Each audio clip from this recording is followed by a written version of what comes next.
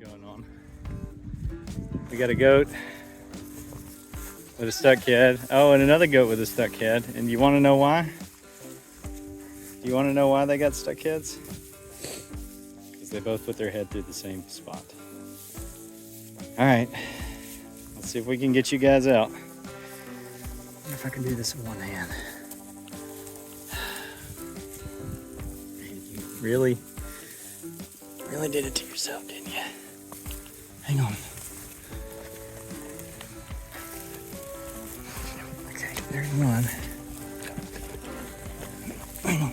There's the other. Get your head out. There we go. There's one. You gonna pull your head out now, or are you gonna just stay there? Oh, you're just gonna keep eating. Oh, brother. You feel better, 2411? See, I've seen them put their head through and I've seen them pull their head back out, and it hasn't been much of an issue. I did not think that they would both shove their heads through the same spot. But you never know. Today we're actually out here for Daisy. Daisy has what could possibly be bottle jaw. I don't know if you can see it. Definitely looks like she has that swollen lower portion of her neck. And if she does, and her eyes they don't look good, they don't look bad, she'll have barber pole worm, which is a little bit surprising because we've been below temps in which barber pole worm can actually hatch. But it may be that she had a larger load coming into the winter than I realized, and it started to take its toll on her. Not sure. But while we're doing check on her, we'll also check everybody else. So, all right, goats. Everybody get your own square. Oh, and now Nikki's in to help. And she's trying not to get jumped on by the skunk smelling dog.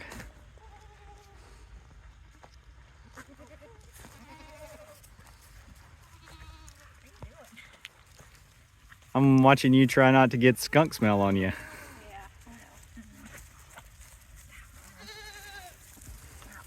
What do you guys think, huh? Oh, she smells bad. Oh, she does not smell at all today in comparison. Well, she smells pretty good today. I could smell her from the See front this? yard yesterday. This is orf.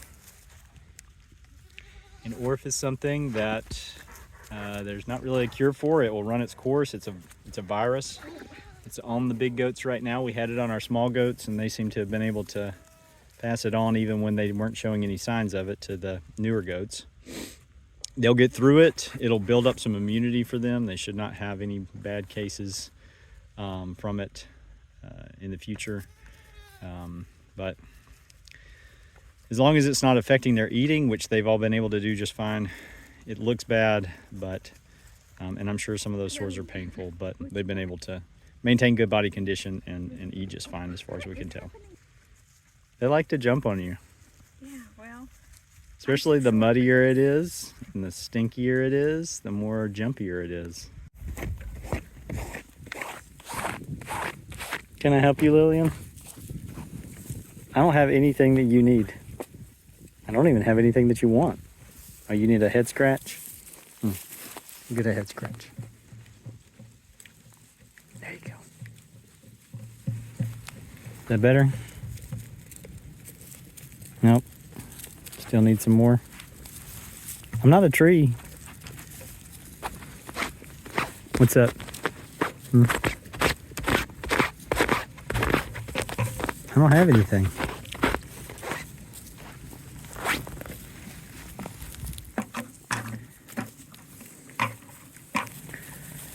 Empty bucket. It's more fun than an empty bucket.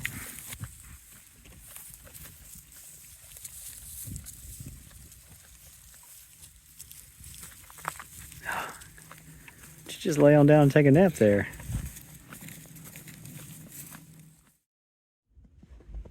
All right, so this seems to be a problem we've had multiple times since we put the new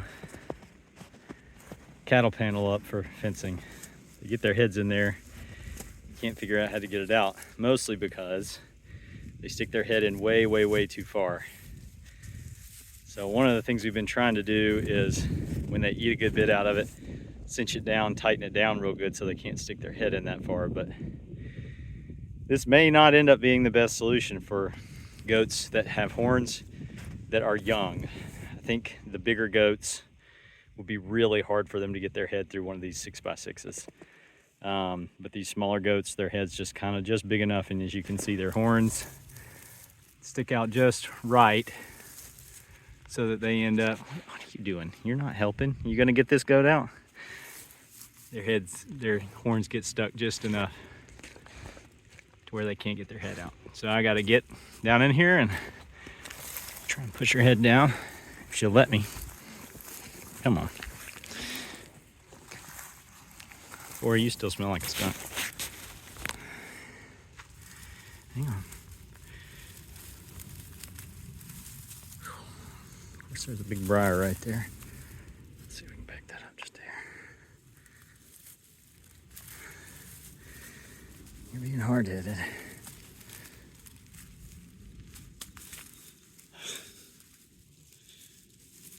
Okay, there's part of it. Can you get it out the rest of the way? How about that, huh? There we go. I know, life's tough. Tough when you're not very smart. Stop sticking your head in so far.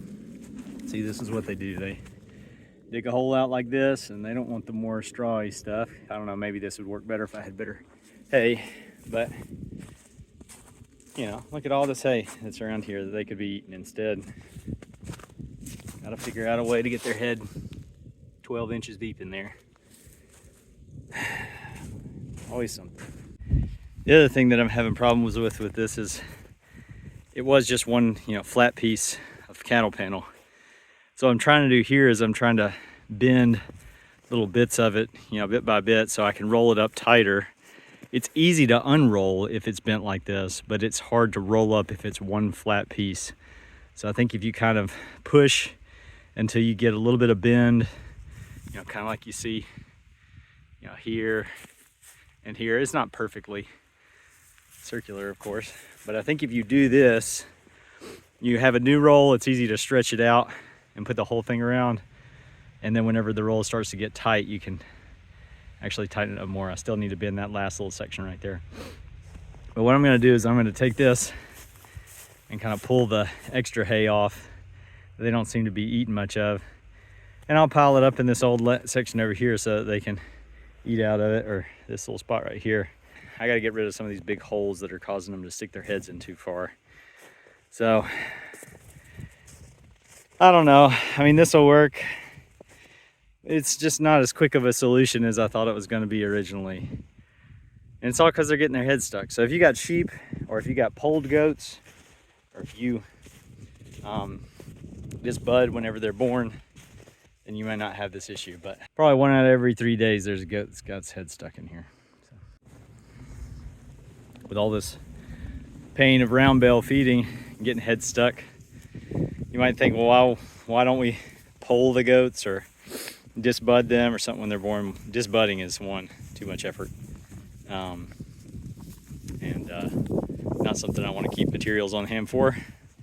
Not something I want to have to do to young goats. And polling, possibility. I guess I could also go ahead and buy polled goats. The thing I like about the goats having horns, other than the way that it looks, which I do like, when the goats are engrossed in eating, or if you can kind of pin goats against the side wall of the shelter or something like that, it's a lot harder to get a hold of a goat around the neck or by a leg or something like that, and not either A, get hurt, or B, end up losing your grip, than just if you can get them by the horn, which is right up, waist height or whatever. See, when we catch goats to do things and they have these tiny little spikes on their head, hard to hold, hard to deal with, hard to give drench and medicine to.